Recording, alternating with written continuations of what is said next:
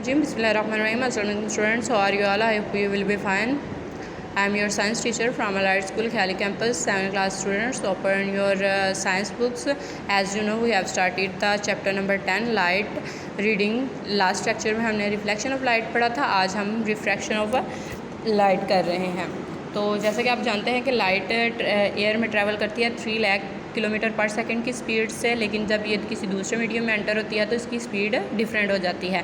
जब light if a ray of light meet the new material at an angle it bend the bending is called reflection. जब एक material से दूसरे material में light enter होती है तो एंटर होते हुए जब ये उस लाइन से मीट करती है तो दूसरे मटेरियल में एंटर होती है तो बेंड होती है. तो जो बेंडिंग है उसे रिफ्लेक्शन कहते हैं. द रे of light entering the new material is called the incidence रे. पहले उसे इंसिडेंस रे बोला जाता है जब फर्स्ट मटेरियल में होती है. जब सेकंड मटेरियल में लाइट रे जो चली जाती है उसे रिफ्लेक्टेड रे बोलते हैं. ये देखें, यहाँ पे आपको अगर क्लोज करके मैं दिखाऊँ, ये देखें यहाँ पे आपको पढ़ेंगे तो आपको diagram show that light entering the glass block. ये देखें, ग्लास ब्लॉक में एंटर हो रही है टूवर्ड द नॉर्मल की तरफ. As it leave the glass it speed up again जब वो ग्लास को लीव करती है अगेन उसकी स्पीड तेज़ हो जाती है और बेंड होती है नॉर्मल की तरफ. देखें यहाँ पे लाइट को येलो से शो किया गया है.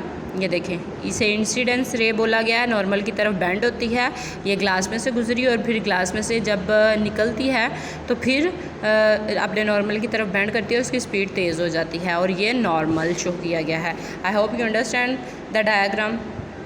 The ray emerging from the rectangular block is parallel to the ray going in. ठीक है, रेक्टेंगुलर ब्लॉक में से गुजरती हुई लाइट जो है वो पैरेलल होती है उस लाइट के जो उस पर से गुजरती है. Refraction is in different material. Refraction different material में डिफरेंट होती है, ये पढ़ेंगे हम. When light enter a material at an angle.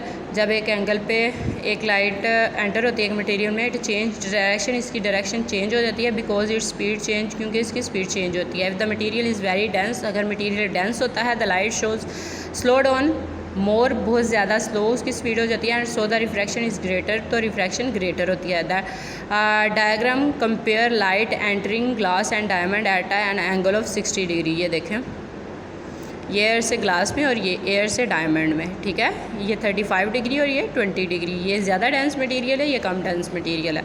Apparent depth. One of the effect of refraction is that the brain can be tricked into thinking that things are in different place from where they really are. Different places पे different किस्म की होती हैं. The diagram showed at apparent depth of a stone resting on the bottom of a pool of water. ये देखें, ये एक apparent image उसका एक रियल डेप्थ है और ये एक अपेरेंट इमेज जो हमें नज़र आ रहा होता है वो है. तो इसमें देखें कितना फ़र्क है, क्योंकि ये लाइट की रिफ्रैक्शन की वजह से होता है. Did you know fish can compensate for refraction between water and air. Air और वाटर में उससे रिफ्रैक्शन का सामना करना पड़ता है. This is how they can catch insects at the surface and avoid predators such as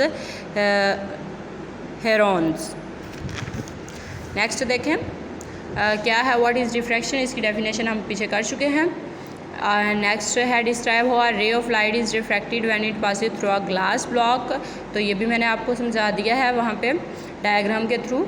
explain why light bend more when it pass through diamond when it does through glass. तो diamond ज़्यादा dense material होता है, इस वजह से वहाँ से उसकी स्पीड ज़्यादा स्लो होती है और बेंड जो है डायमंड में ज़्यादा करती है.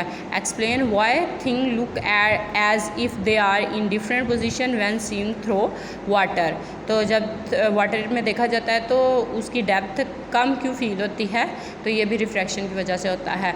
I hope you understand the lesson students. Okay, अल्लाह हाफिज़, कीप स्माइलिंग.